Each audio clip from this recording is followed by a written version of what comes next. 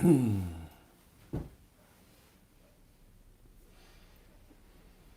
were talking a few minutes ago, YouTube friends, here in the room before we officially got started. Some friends here were sharing experiences of being in hospitals, ICUs, any situation really where things are chaotic. One friend was talking about dealing with a situation with a psychotic tenant living in her building, a psychotic neighbor that was creating a lot of trouble for people. And any of those situations, obviously, you do all the common sense things you need to do on the practical level to take care of business. So if you're in the ICU with your loved one, you make sure they're getting all the best care. And if you're dealing with a psychotic neighbor, you do whatever you can with the authorities. And then also a very useful tool sometimes can be to just quietly sing. And I've been in situations where in the hospital where I'm the patient or someone else is the patient. And what I like to do is just kind of on a subliminal level where people aren't going to hear it, but it's there. I'll just do something very mellow and soothing. I'll do or I'll do or I'll do something in descending fifths.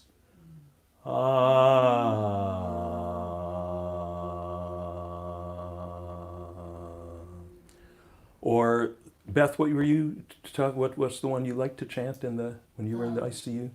Kind of the Om. Om Mani Padme Hum. Yeah, it's a wonderful Tibetan chant. Om Mani Padme Hum, Om Mani Padme. Or just whatever, depending on any tradition that you might feel close to, whatever for you kind of reaffirms, okay, here's that ground level of beingness that's not affected by any of this chaos that's going on. It could be Hail Mary, full of grace, the Lord is with thee. Right? It could be, our Father who art in heaven, Shema Yisrael Adonai Eloheinu Adonai Echad. Whatever is close to you, and if none of those, just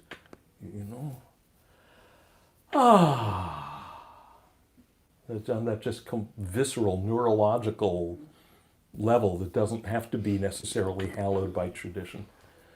And I've experienced this, and several people here are saying that they've experienced this. You just sit there quietly doing that, and after a while you see the joint starting to calm down a little bit.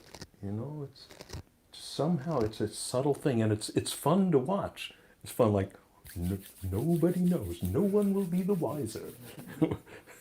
But we're doing this thing that we can do.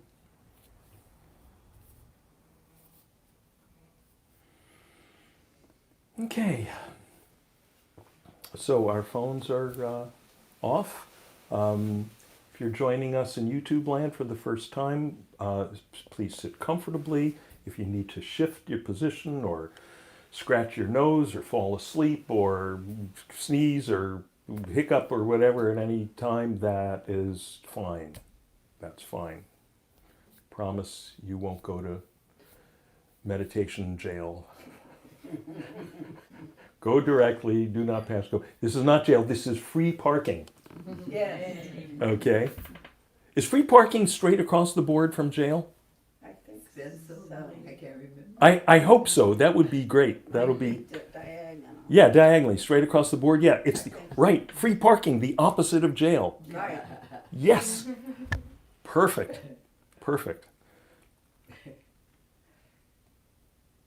That's some juicy metaphor there. You'll see it in my next book, folks. That's too good to not use. Okay. So we're in the free parking space here. We're not in jail. We're not in purgatory. We're not in boot camp. Sounds like we got someone at the door.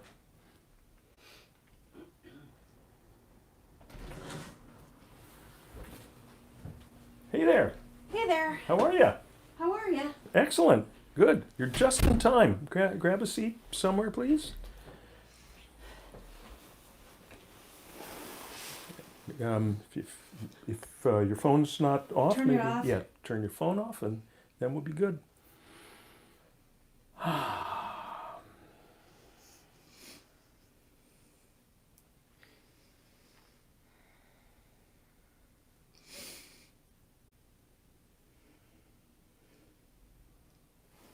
So notice what is being experienced right now, please.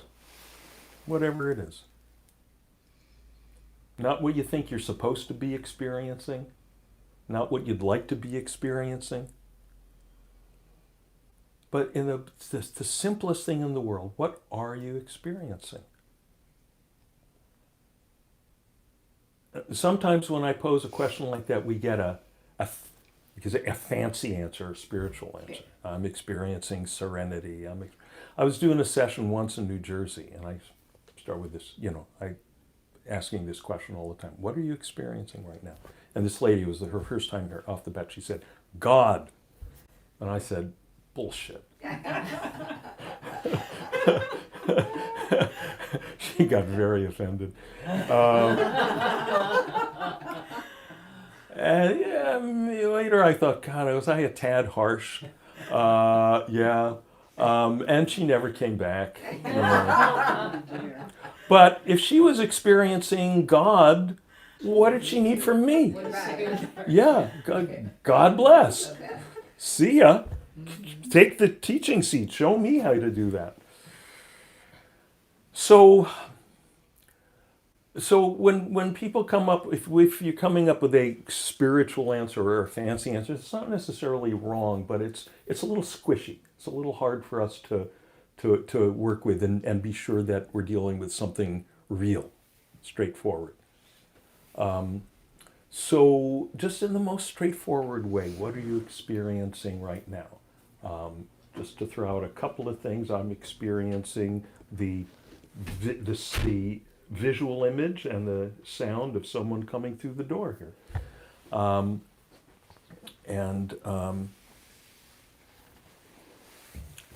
Anytime someone comes through my door, there's some little wave of feeling tone, right? That's a very natural thing. If you open the door and it's the UPS guy, you open the door and it's the exterminator, you open the door, it's your friend, you open the door and it's your ex. Every one of those is going to be met with a different kind of energy tone inside. So all this is part, so that's a little more subtle than, okay, the colors and the shapes of Tommy coming through the door. But it's part of our experience. Okay? That simple thing. What are you actually experiencing right now? And clearly it's a lot of things. Hearing, seeing, tasting. I'm still tasting a little coffee I had with my dinner. The ingredients, by the way, for really effective teaching, I found, are some good meditative experience, some paying attention to what your teachers have told you, some working with the articulating the expressions of the stuff, and coffee. just saying.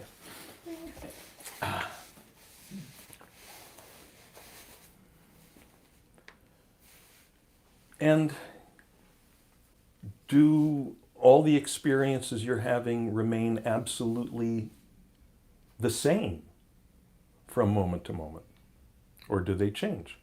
Please notice. Please notice. So all these questions I'm throwing out, I'm not looking for any verbal answers. All these questions they're not invitations to talk, and they're not invitations to think. They're invitations to look. They're invitations to pay attention, to observe. Okay? So, notice, please, whether your experience is stable, unchanging from moment to moment, or does it change?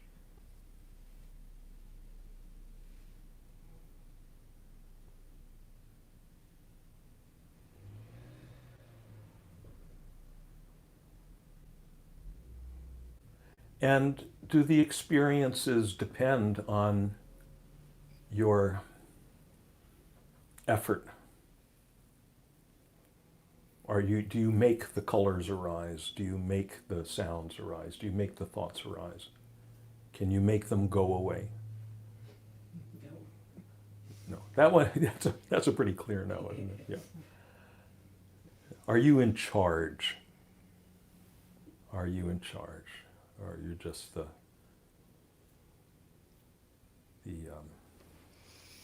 my favorite line from the Godfather, pain in the ass, innocent bystanders. That's us, we're innocent bystanders. You know which scene that's from? Clemenza, when he's preparing the gun for Michael to do the assassination. I kept it nice and loud so it'll scare away any pain in the ass, innocent bystanders. So we're just bystanders. So all this stuff coming and going, we're just aware of it, that's all. We have no role. We're not in the movie, we're watching the movie, so to speak. So let's close our eyes if they're not already closed. And that's all. We're not meditating, not concentrating, not commencing anything new. All we're doing is closing our eyes.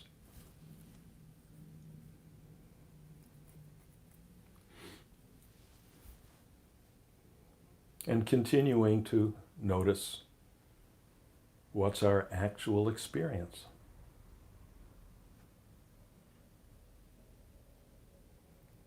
How the sights, the colors, even with the eyes closed, colors come and go.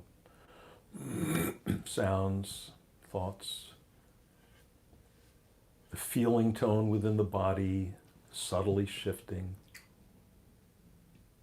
Sometimes more vivid, sometimes very faint, subtle.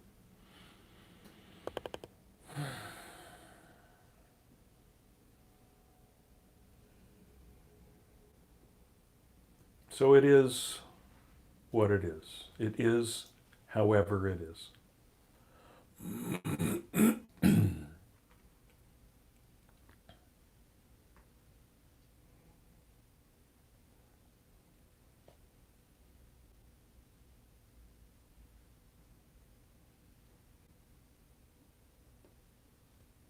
And since we're not in charge, since we're not in control, we may as well just sit back and enjoy the movie.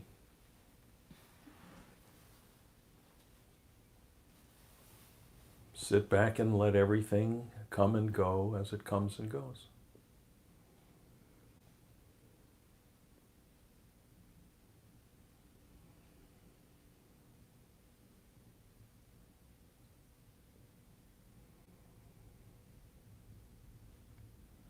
For once in our life, free of any agenda,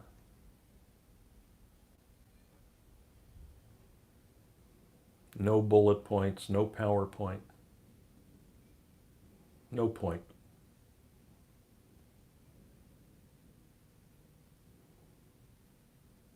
Just stuff coming and going.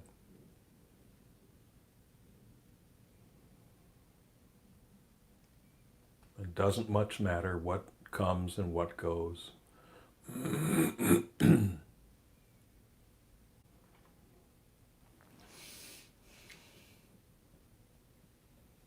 Great, fine, however it is.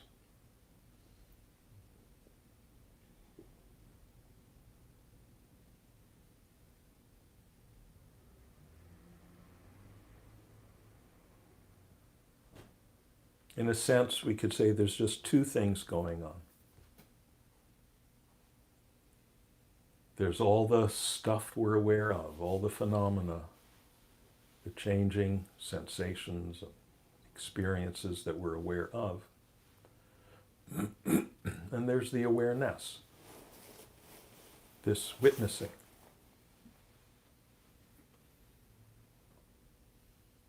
That is us.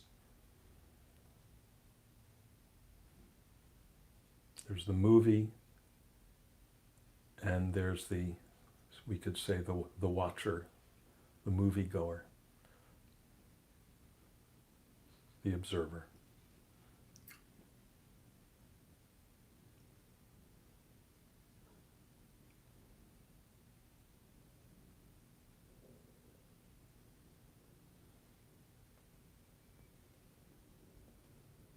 Which is just awareness.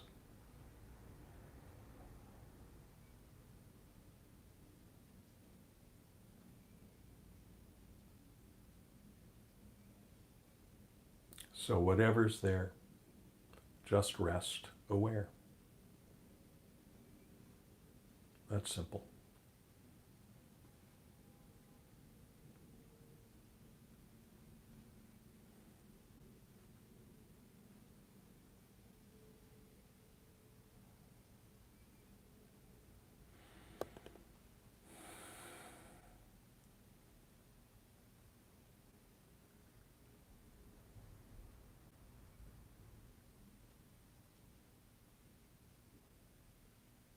Whatever's there, just rest aware.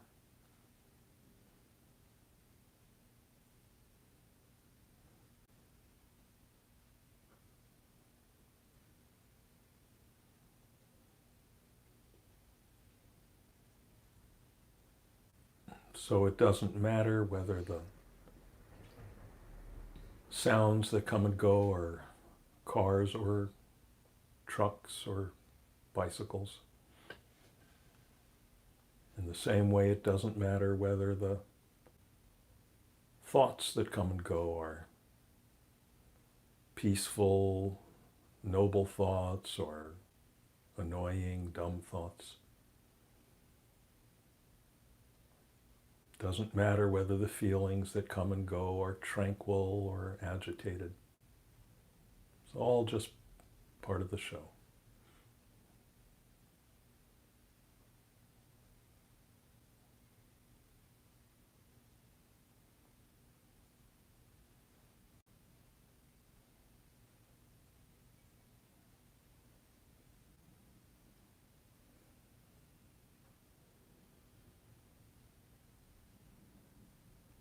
Everything is part of the show except this awareness, which you are right now. The space, the staging area, the screen within which the show takes place.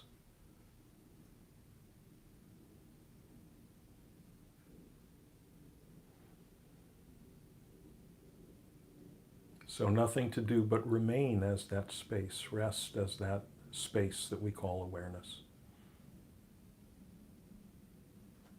The space within which all experience happens all by itself, without our involvement.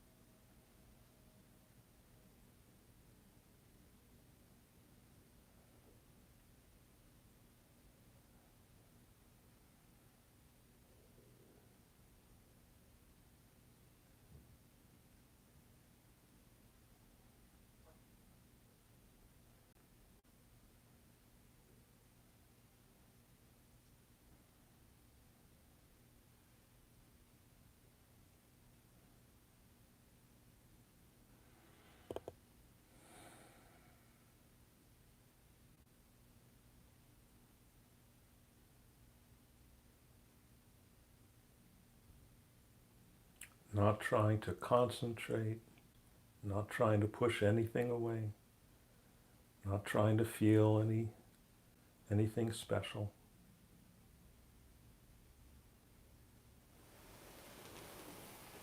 Anytime you find yourself trying to do anything, just relax your grip on that intention.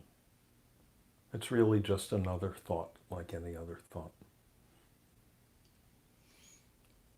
Relax your grip on that agenda and relax back into yourself.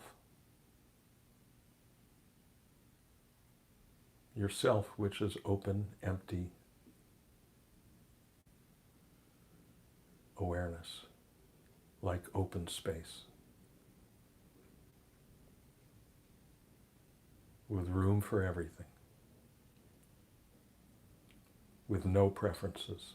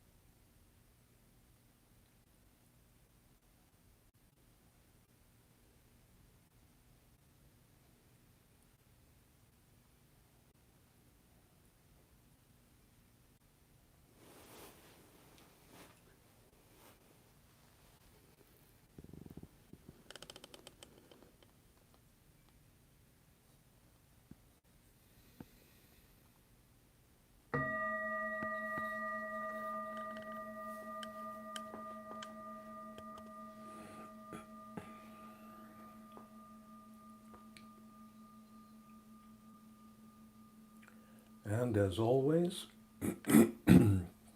keep your eyes closed for a few minutes while you gently bring the body back to a more active state.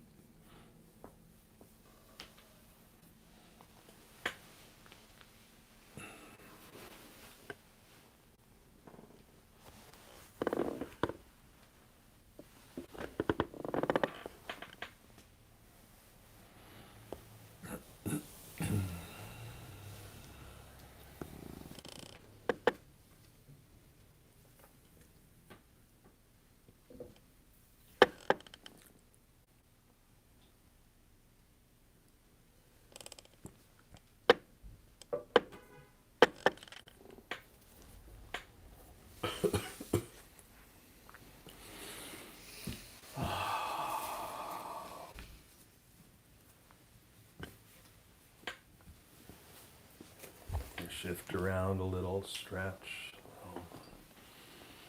And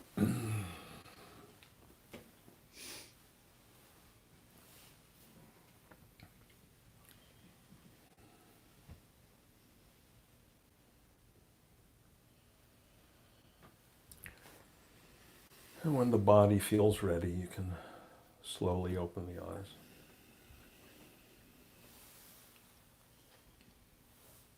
You might notice sometimes you think you're ready, you start to open the eyes, and you go, not yet.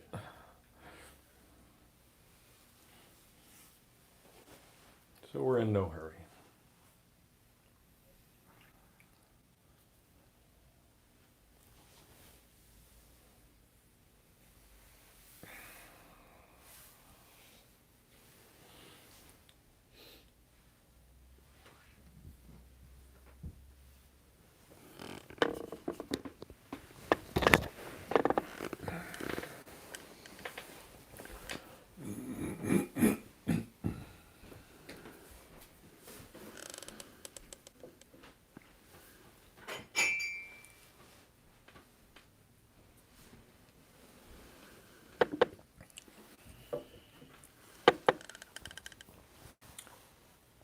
Okay, how are people doing? Everybody good? Any questions or observations? First, starting with the meditation itself. So sorry. So I felt sitting in this close proximity to you, and with you leading the meditation, I started to match breathing with you a little bit and just follow in that way too, which was interesting. Just doing that and syncing with that. And then it was almost like, it was weird because my eyes are shut and just in that, and we're all meditating here together and I'm following with your breathing. And all of a sudden I became aware, he's gone. I didn't hear anything. And then in my sense of where you were, I could no longer feel you, like you disappeared, which was strange. Or you disappeared. Something happened. Or we disappeared. Now, now when you talk about matching my breathing, was that a decision? No. No, you just found that happening? Yeah. Okay, yeah. Anything that we find happening is fine. It's good. Interesting. Okay, so leaving off for the moment the business of the two people being involved here, you all may have noticed that as the mind settles down spontaneously in its own time, in its own way, settles down in meditation, because mind and body are connected, the body tends to settle down along with it. And that's a very real thing. It's a physiologically measurable thing. There's been we've talked about this before, a lot of, laboratory testing of these things. And one of the most, there's a lot of things that subjectively we wouldn't know how to observe ourselves, like, your brain waves change and the galvanic skin response changes and all these things. But the one thing that we can notice, if we're paying attention to it, which I was not, is that our breathing tends to settle down. Okay, you've heard me use this phrase before, wakeful hypometabolic state. That's the neurological or the physiological description of what happens in meditation. That the mind and body settle down together, kind of like in sleep, only not asleep. Hypometabolic, low level of metabolic activity. The engine is running more and more quietly, but we don't conk out as we do in sleep. That's why we get to experience peace. Experience silence instead of conking out in silence as we do at night in bed. So a part of that hypometabolic state is that respiration settles down. The breathing tends to become shallower, tends to become less. And sometimes, especially when people are new to meditation, they may notice this and they may even be a little alarmed, like, oh, is this okay? Am I going to turn blue or something? And it is, if we were deliberately trying to reduce our breathing, conceivably that could be a problem, because that would be our artificially messing with Mother Nature. But in this case, we're just giving it up to Mother Nature. Because the mind is settling down and the body's settling along with it, our need for fuel, for the oxygen, which fuels the metabolic fires, our need for fuel becomes less. So it's natural that the breathing becomes less. Sometimes, especially early in your meditation career, you may notice, okay, breathing becomes less, or maybe you're not even noticing, it's just becoming less. And generally, you'll tend to not notice it because with the settling down of the breathing, that's happening along with the settling down of the mind, so you're not monitoring anything. But then all of a sudden, you may find yourself taking a sharp, deep intake of breath. Have any of you ever experienced that one? Right. And generally, that's because the body has been settling down to this very, very refined state of respiration. And because it's relatively new to the body, at some point, it's as if the body goes, wait, is this okay? I better take a deep breath. As you get more and more acclimated to staying at that low level of respiration, that sudden deep breath tends, I mean, these are generalizations, tends to happen less. Well, when you hear stories about yogis who, okay, they're, demonstrating their powers and, they bury the yogi in a box this big and bury it under the sand and he stays there for 2 weeks or something. They dig him up and he's fine. It's the same thing. It's you're experiencing that same power that yogi has. He's just, it's a matter of degree. He's virtually not breathing. As you can imagine, that could be very good for your health, right? That very good for the physiological health to let everything settle down and, as it were, let all the parts cool off. Physical health and mental health, right? I mean, subjectively, right? This, in a sense, what happens is, everything settles down. It's running cooler. It's very interesting to me, the slang use of the term cool, which was either invented or at least popularized in our culture in the 1920s by the great tenor saxophonist Lester Young. Just in case you wanted to know. Prez, one of my very favorite musicians of all time. Check him out if you don't know him. He's genius. And he was the one that kind of brought that kind of hipster lingo into hepcat lingo into the culture. And he was the first guy, as far as we know, to wear sunglasses indoors as a statement of coolness rather than to block out the sun. So what does cool mean? In physics, something that's cooler, there's less random molecular activity, right? We're cool. We're cooled out. We're cooled down, and yeah, that's what it feels like, physically as well as as mentally, emotionally. That's got to be a good thing. This really helps quiet down and silence your mind. Yeah, exactly. I don't like it when I'm like verbally abusive or like putting things down. That's not good. Yeah, 'Cause this can help with that, huh? yeah, yeah, Not insult things or. yeah. I mean, and you know the answer to that. You've been coming I here wish for I could months just now. start meditating instead of doing that. You know. Yeah, but you're doing it, you know, and you've been showing up here, you know, pretty regularly for what, a few months now, Yeah. and you know, I'm so impressed with the progress that I see. You know, it was when you first started coming, it was hard for you to sit still through a whole Yeah. meditation. Now you're able to do that I and don't sit like quietly. cursing and things like that. Can that help me with that? Yeah, Cursing.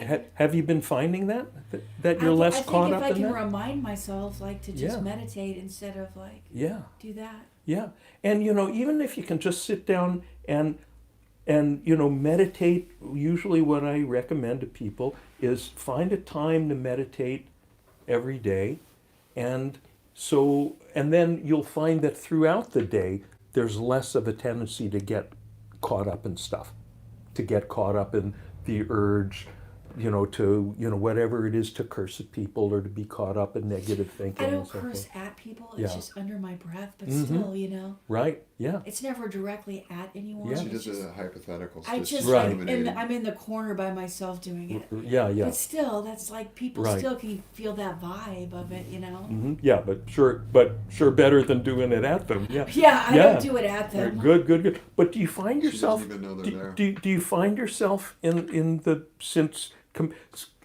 and you know, other people around you, like, you know, for your friends like Tommy, sometimes other people around you will see it before you do.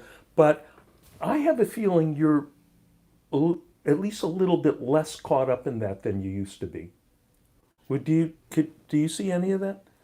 I mean, I don't want to put words in your mouth, but I think she's at least aware of an avenue where it could happen, and I think she's doing better in here.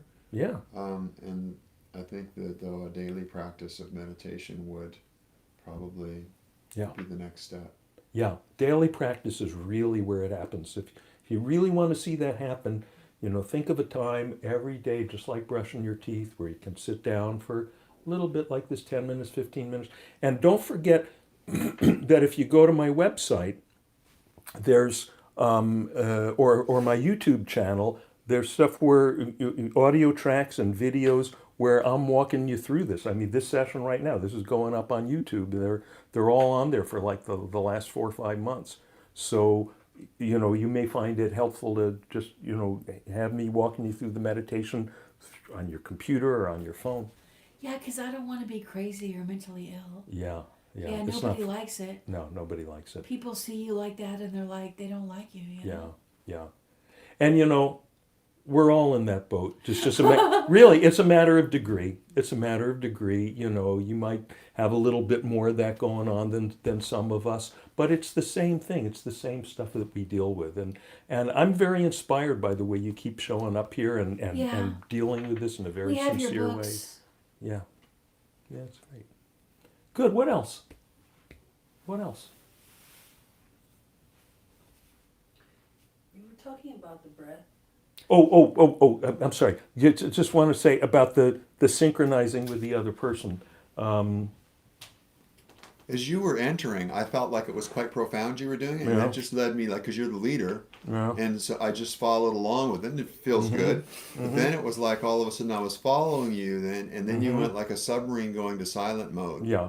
And all of a sudden, the trail was gone. Yeah. And in my feeling Yeah. of it, it was like you were gone. Yeah.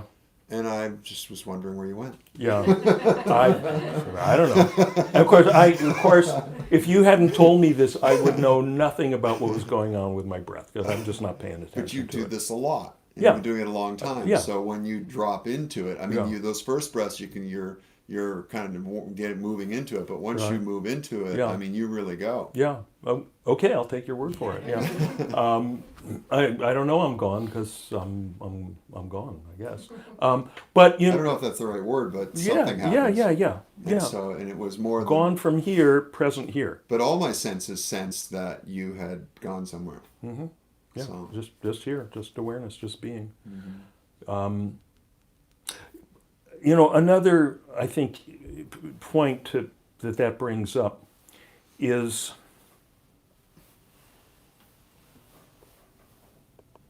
and this has to do with the level, you know, as you say, I've been doing this stuff for a while.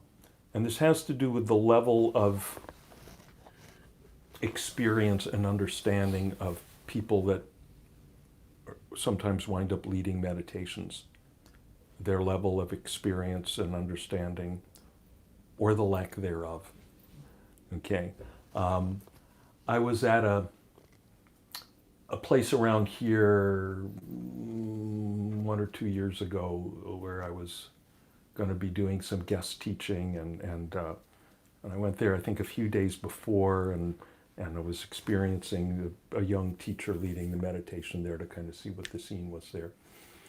And through the whole thing, she was going, okay, breathe deeply, and breathing in, breathing out, and breathing in, breathing out, in through your nose, out through your mouth, or whatever it was. And that was her understanding of meditation. And I just had to ignore her because that was keeping me up here. That was keeping me up here. So why am I bringing this up? I guess just know if you are in situations where there's people guiding, leading meditation, and so forth, just know that their level of experience and understanding may, you know, their mileage may vary, and feel free to just disregard some stuff. Very mechanistic, huh? But like a lot of Yeah. other, like teaching a gym class or teaching a dance class might be like that, as opposed to less instinctive or. Yeah. Really, probably 90-something% of the way meditation is taught, it's trying to make something happen. It's in terms of doing something.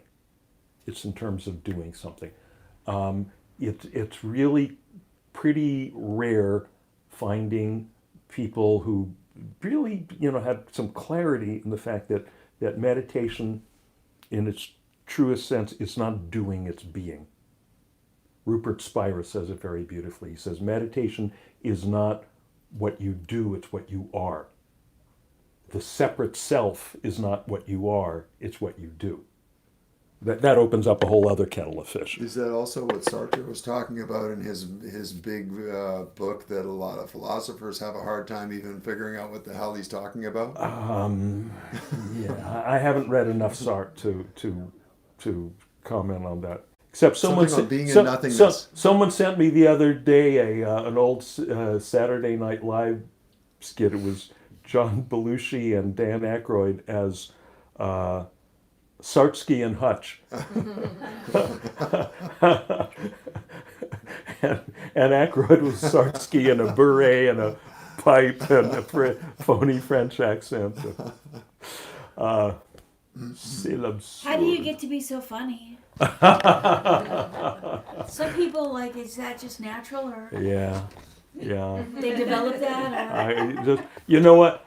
Years ago, I used to be an English teacher at a fancy prep school in New Jersey, and I got this one kid, and he kept getting in trouble with his other teachers because everything he wrote came out funny.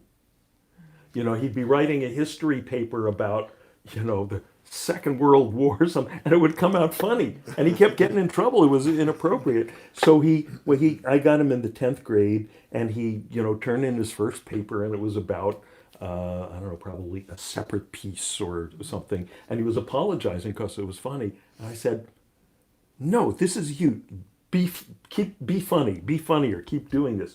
And I just kept encouraging him. And when he went off to college, I think after his first year, he had a summer internship. This was some years ago. Wound up with a summer internship with David Letterman, being just like a guy that was like a wrangler, working with the guests and so forth. And he wound up, I think, a head writer for David Letterman. Wow. I think he never went back to college. So some people are just funny. They just have the aptitude. Yeah, you know, people are like wired different ways. And as you meditate, as you become, you know, it doesn't mean that you're going to your wiring of your basic personality is going to change. You know, unfunny people don't necessarily become funny. Unathletic, I'm never going to be athletic like Tommy is, no matter how enlightened I become. It's just not in my constitution. Oh no, it can happen. Uh, If you keep working out at the gym, I mean, oh, yeah, but that's not going to happen. no, you can make someone athletic. You can. Yeah. Well, that Tommy can do that, but Tommy's a genius at that. But he'd have a pretty good challenge with me because I'm just way too lazy, way too lazy. Yes, Liliani. Well, it's continuing with the conversation of the breath. Mm-hmm. In the retreat, I took your book, Natural Meditation, Mm-hmm. and I started reading, and one of the first chapters is one breath. Mm. And when I finished reading that, what you say there that struck me is that don't try to do 10 breaths, or 5 breaths, Mm-hmm. or 3 breaths, or even 2 breaths. Mm-hmm. Just connect to one breath. Mm-hmm. And I've never done that before, just one breath. Mm-hmm. And the depth that I went into with that intention was so amazing. Mm. Oh, that's great. Because by saying even 3 breaths or 10 breaths, which Yeah. I always did, and for so many years, 10 breaths, and then Right. it was like a train, like another car. Yeah. You know, Yeah. like, you know, Right. something always like a motor going to the future or Right. forward. But Yeah. just one breath was like clunk, Yeah. Clunk. Yeah. clunk. Yeah. And Yeah. that was beautiful. Thank you for reminding me that I forgot I wrote that. You know, I forgot about that chapter, and yeah, that's no, and this, yes, you're right. This connects with the issue of breath, and again, this connects back with the issue of how things are often taught. And you know, there's so much that's taught of, okay, now we're going to do 10 breaths. Well, as soon as you're thinking in terms of 10 breaths, you're thinking in terms of time.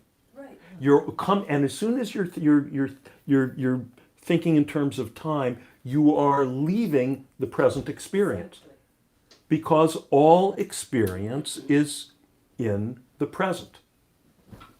Can you do 10 breaths in the present? There's no such thing. You can't do, as you said, you can't do 2 breaths in the present. And as long as you're thinking, okay, now I'm on number 3, numbers 1 and 2 are back there in the past, numbers 4 through 10 are up there. You're right. You're stuck. You're on the train. In time. You're on the train. You're in time and space, and that gives teachers, that keeps them employed. That gives them stuff to do. That gives them a chance to be the drill master. You know, and it's not that they're bad people or anything. It's just this is what they know.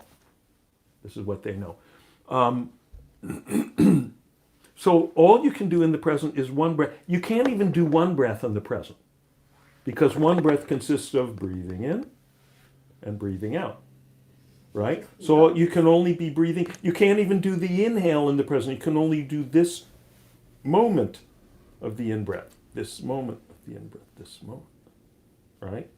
So if you're really paying attention to the moment of breathing, to the moment of breathing, to the moment of breathing, I mean, one breath is like, that's like an epic novel. That's it. Yeah. Just noticing Yeah. what I noticed. Yeah.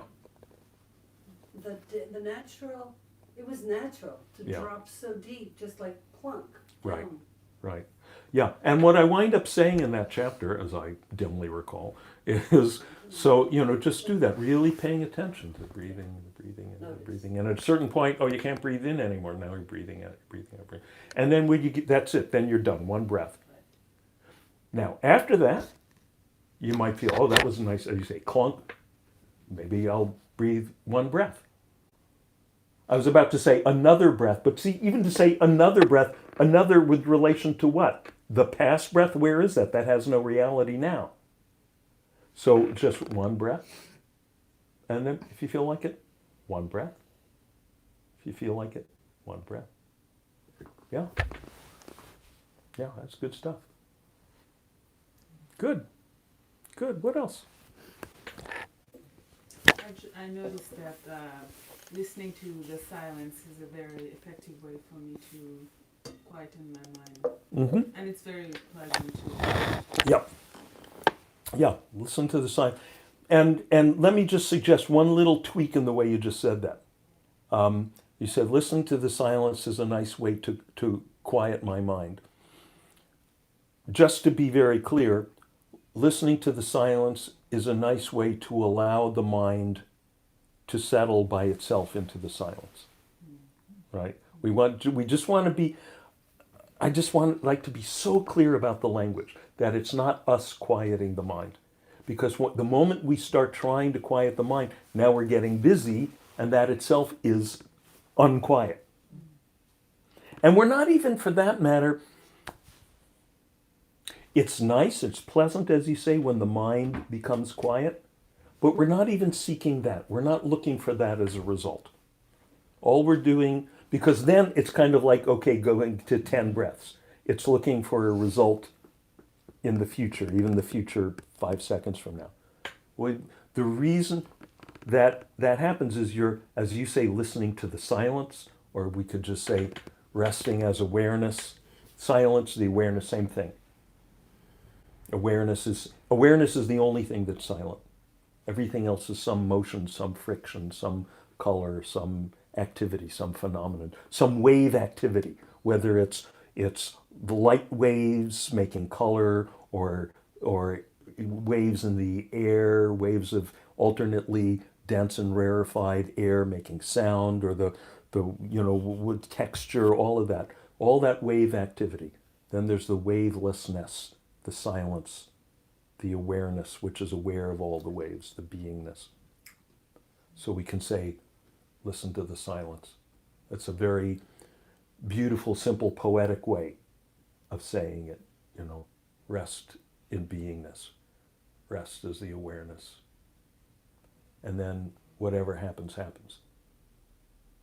And things tend to get quieter. But that's none of our business. None of our business, none of our busyness. Right? That word business literally comes from the word busy, busyness. So as soon as we make it our business to have a certain outcome, then we become busy again. So just, whatever. Here goes nothing. Forget about it. Yafa and I were on a retreat with Muji, this wonderful teacher, this was I forget how long, a week or a few weeks in Italy. And no, this was a later retreat. This was in India. And the whole time, the whole thing, he kept coming back to whatever anyone said. He said, forget about it. So Muji, so-and-so, and this happened, and this experience, and then that thought, and then my wife said, I said, right, forget about it. I call that's the New Jersey mantra. Forget about it. I've been heading towards sleep pretty quickly. Falling asleep in meditation? Yeah, great. Congratulations. Yeah, no, falling asleep in meditation is great. It's great. And this is another thing you'll hear people and teachers telling you, you can't fall asleep. If you do that, that's bad meditation and all that. No, if you're falling asleep in meditation, meditating in this natural way, which is non-meditation meditation, just listening to the silence, resting in the beingness. If sleep comes along, Mother Nature is driving the process. Means you needed some sleep. And you may notice that the sleep that comes in meditation there's something very deep, very healing about it. Some people are nodding their heads. Yeah, it's because it's launched from that deep level of silence, and you may be healing, deep-seated fatigue, deep-seated trauma, the neurological imprints of trauma that are imprinted in the nervous system, that in one sense the whole effect of meditation is allowing that stuff to unwind. And one of the deep ways it can unwind is in sleep. It's like Mother Nature knocks you out. She gives you the anesthesia before the surgery, and then she does the traumaectomy removes your trauma, but knocks you out first sometimes. Right? That's ringing bells for people. Yeah. Thank God. How lucky are we? Just giving ourselves up to this process. My Apple Watch has a sleep app on it called Sleep Watch, and I don't have to turn it on when I go to sleep. It just recognizes I'm sleeping and it starts mapping it.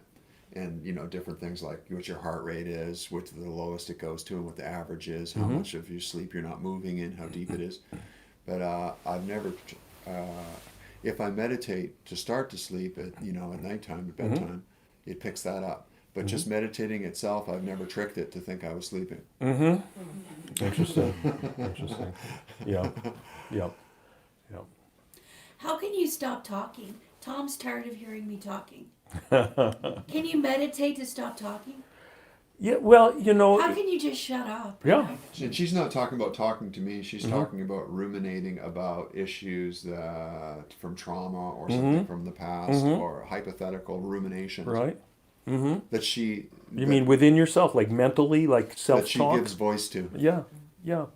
I talk too much. Yeah, yeah. But you just, you're recognizing it. That's a big step. I know people that talk too much and they think they're just fine. No, I don't think it's fun. Yeah, I yeah, think it's a problem. yeah. So that's huge. That's very healthy. I think it's a big problem. Yeah. So that's the good first step, and the second step is again, and I know it in a way it's kind of boring. I'm kind of like a broken record. By the way, it's as I'm saying this occurs to me that young people probably don't know what it means anymore when you say I'm like a broken record.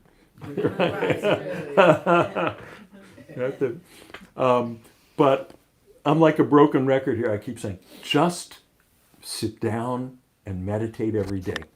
And you'll find that these things like, okay, how can I be less caught up in talking, and how can I be less caught up in negativity and all that? It all will happen. It just comes, and Beth is raising her hand. She wants to testify, right? Yeah. I had a girlfriend visit me that she's been a very close friend for like 40 years, but she lives far away, and I haven't seen her for 8 years. And she said, "Oh my gosh," she goes, "you're so calm. You used to be bouncing off the walls and talking nonstop. What's happened?" And I said, "Well, in the last 8 years, A, I retired, but B, I meditate a lot more." And I said, "I'm just..." Yeah. Yeah. And so I spend more time thinking and less time speaking, Yeah. because I guess I want my speech to count more. Yeah. And then the next step is you'll find yourself spending less time thinking and more time being. Yeah. Yeah. Yeah. Thank you. Yeah. Yeah. Yeah. I hate thinking. It was weird because my whole life has been about thinking. I'm a totally mental person, and thinking in words and writing and talking, blah blah blah. But especially when it's about making decisions and figuring, the thinking,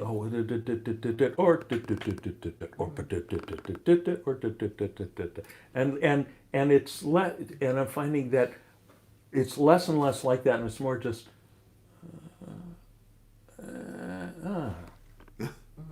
you know what I mean? It's just you feel, okay, door number 1 feels open, it feels clear. Door number 2 feels congested, it feels stuffy, it feels like a congested sinus.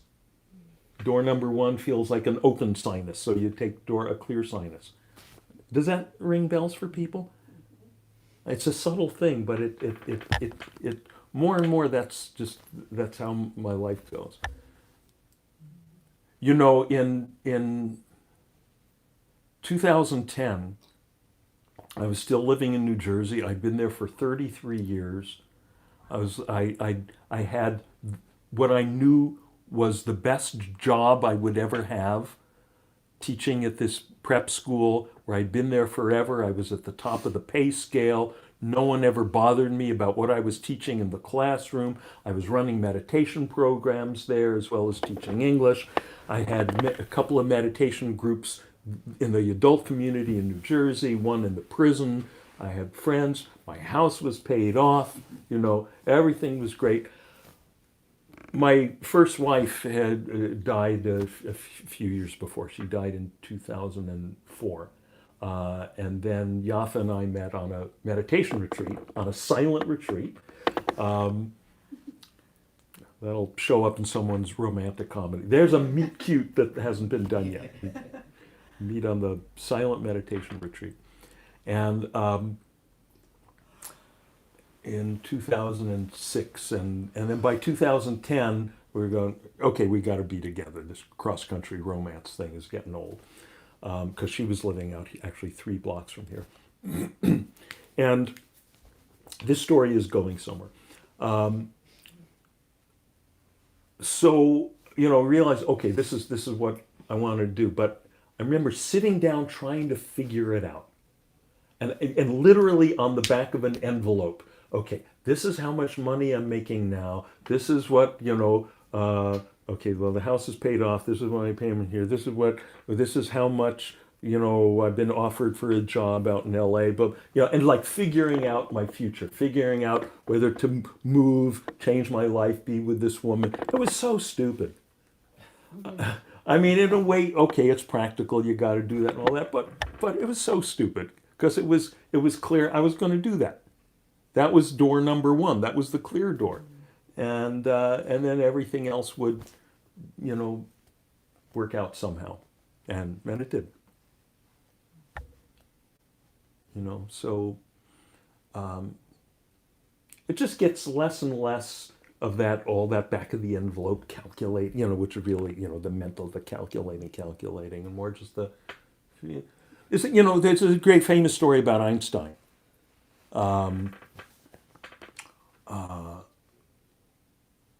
What was it? General theory of relativity, which one of the things that one of the implications of the general theory of relativity is that light waves would be bent by gravitation. And before Einstein, it was not thought that gravitation could bend light waves. Okay? So there was a total solar eclipse coming up that would be visible from, I think, somewhere in Africa. And so this Lord, was it Lord Whitehead? I forget, some British lord who was a scientist, led an expedition down to this place in Africa so they could photograph the eclipse and see, because, you know, during a total eclipse of the sun, you can see the stars that are near the sun. They're always there, but usually we can't see them because they're bleached out. You know, the sun is too bright for us. During a solar eclipse, you can see the positions of the stars. And if his theory was correct, the apparent positions of the stars should be shifted closer to the sun because of the sun's gravitational field bending the light waves coming from those stars on their way to us, to our eyes. So Lord Whitehead or Lord Eddington, maybe it was, went down there to photograph the eclipse. And Einstein is in Princeton teaching at the Institute for Advanced Studies. And the story is he's in the middle of teaching a class and a student comes running in and says, Professor Einstein, we just got the word from Lord so-and-so. They took the photographs and it's confirmed your theory. And Einstein seemed completely uninterested in hearing about this, completely blasé. And the student said, well, but what if Eddington's photographs had shown the other thing, that the positions of the stars had not moved? And Einstein said, then I would be sorry for the dear Lord, because the theory's right. You know. So, it's not the calculation, it's not the evidence, at that level, you know. I mean, there's other people, there's, some people who are in charge of like, running governments of certain countries that shall be unnamed, who, they get all the evidence from like, their FBI and CIA and say, no, They're going to disregard the evidence. But you have to have a certain amount of clarity for that to work, right? So it helps if you're Einstein and not, so, right? He's watching. Yeah. Right. Right. Yeah. But my point is that more and more within our field, within our lives, we're becoming Einsteins of our own lives. We're getting that clarity so that we know what's what. We can feel it. And when you say, we need better language for this. We say feeling, we say intuition, but that sounds so squishy. Because he trusted And the it's not. mathematics. Yeah, but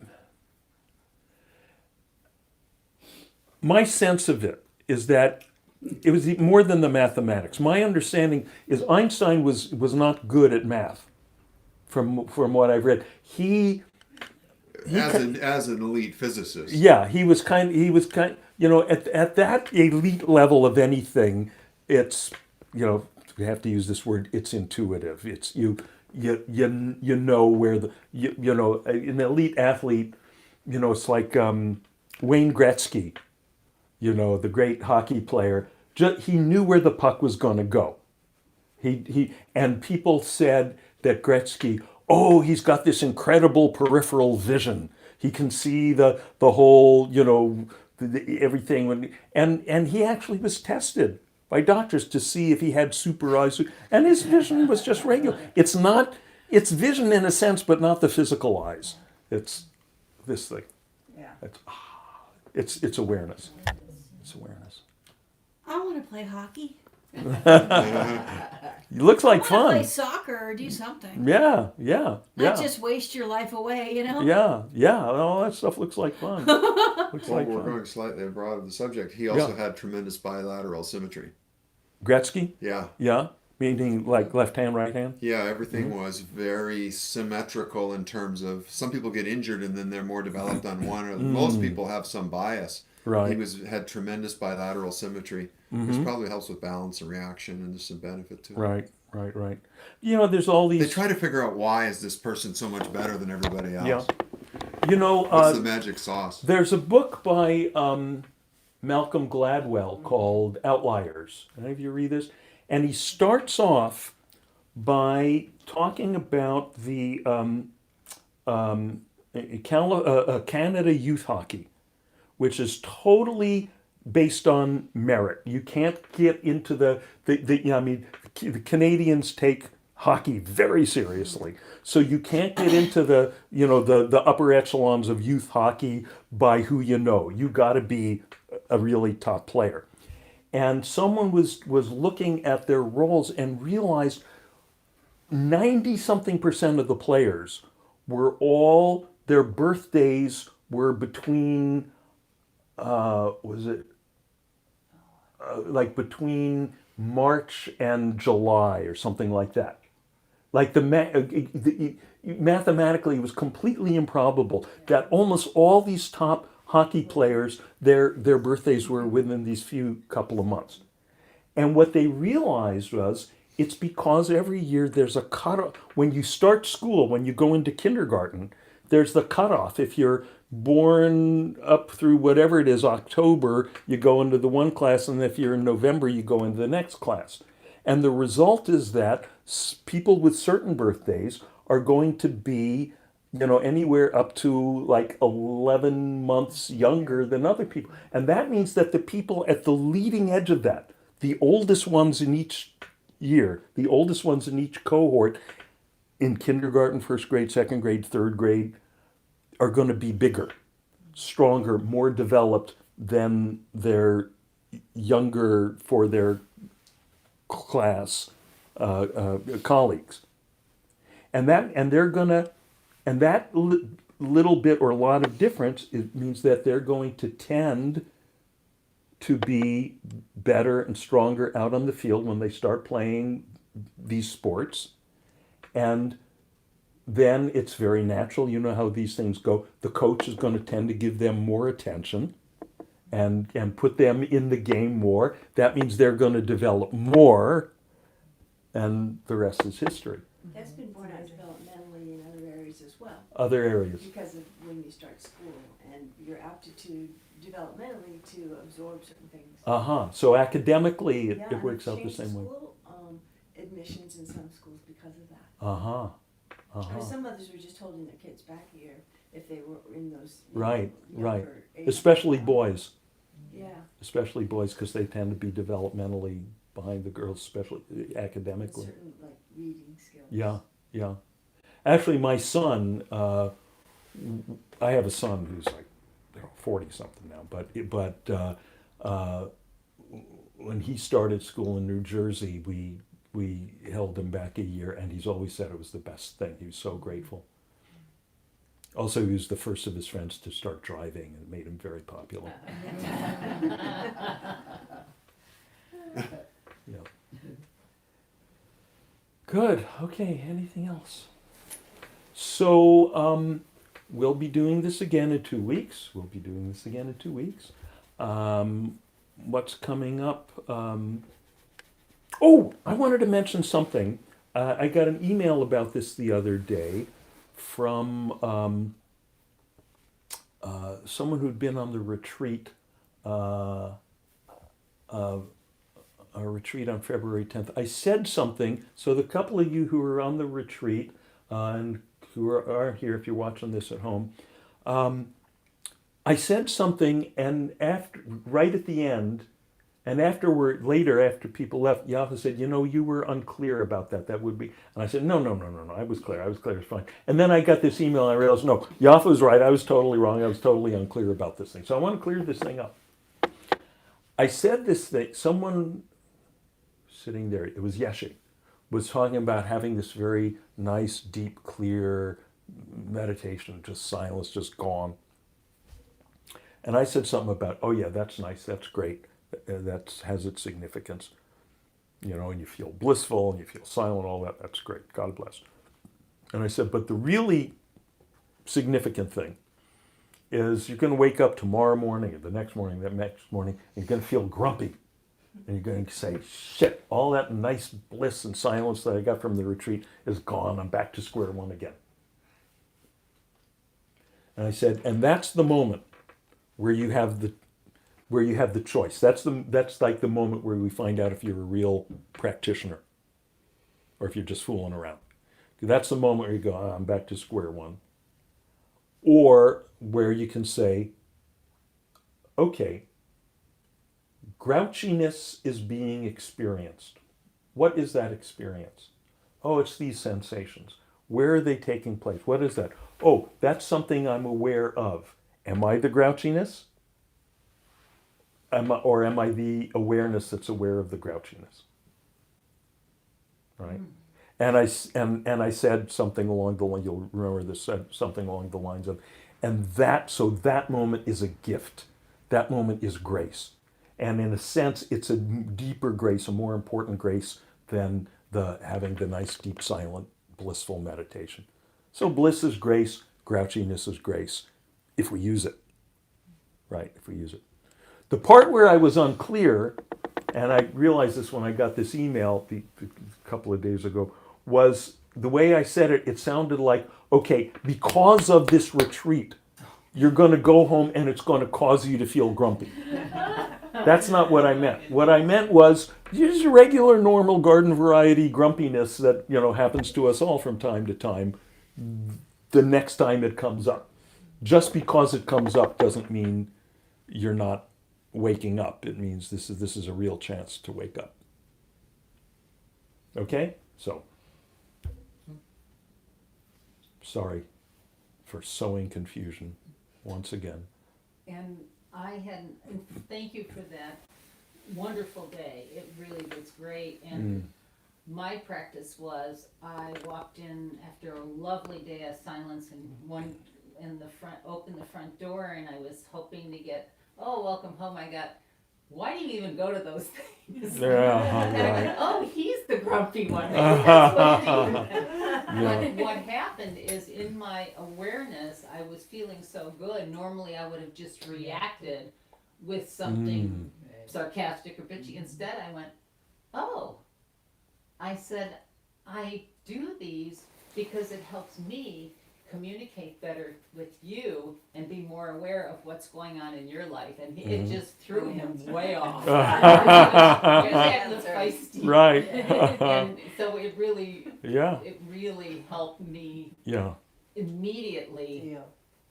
communicate better. And Yeah. You know, in a couple, it's really nice if they can both be on that wavelength together, but one is enough. You know, it's like every relationship, if it's got one designated driver, one designated diver, you know, and you're okay. One designated sinker.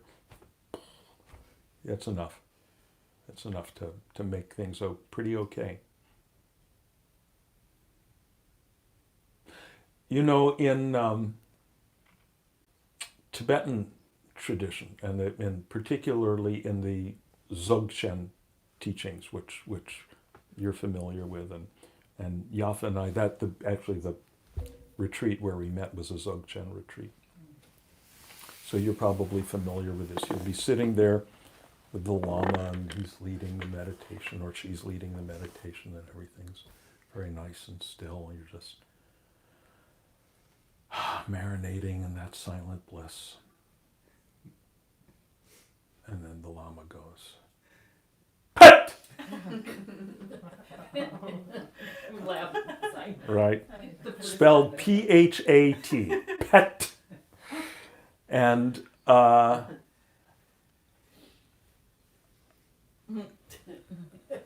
maybe I won't say anything about that. Except PET, you know. Just something to, it's like, yeah, in Zen they say quats. It's the cutting sound. It's the okay. Don't get too it. I mean, I don't take any interpretation I do now too seriously or literally, because it is what it is. But if we have to talk about it, I'll just say it's like okay. Don't get too attached to silence. Because there's always going to be then the noisy silence of your husband greeting you with a wisecrack when you walk in the door. That's PET, right? Actually, once when I took my class of seniors at the school where I used to teach, in New Pingree School, I brought them into New York to see a talk with this Lama that I was studying with, and they. You know, and they really enjoyed it, and they meditated. And then afterward, one of them went back to her car, and her car had been broken into and her radio stolen. And she was going, I don't understand. How could I be in this blissful day, just flying high, floating on this cloud, and then this thing happens? And all I could say was, PET! So it's all PET. So, see you in 2 weeks, y'all. And also, wait, stick around for 1 sec, though. Sorry about Stick that. around. Also, I keep saying this, and I'm going to keep on saying it. January 2nd through 7th, I'll be leading the 5-day retreat at Omega Institute in New York State near Woodstock. Beautiful place. If you go to my website, there's a link to that. And January? I'm sorry, June. Okay. I knew it started with a J. Thank you. June 2nd through 7th, 2019. This year. So that's going to be getting in the deep fryer. So. And where was that? I'm sorry. That is at Omega Institute, which is starts with a B. Rhinebeck? No, it's right next to Woodstock. I always forget the name of this town. Anyway, it's near Woodstock. If you go to my website, there's a link to it, or go to Omega Institute and type my name in the search box. You'll see it. So, boy, if there's any way in the world to get out for that, I'd love to see some of you there. So may all beings swiftly realize their own nature, that silence, that beingness, that awareness, which is boundless, centerless, causeless, beginningless, endless, problemless, within which everything else is just pecked. And thus may all conflict spontaneously evaporate and all beings live in peace. Loka samasta sukhino bhavantu. Loka samasta sukhino bhavantu. Loka samasta sukhino bhavantu. Om Shanti Shanti Shanti.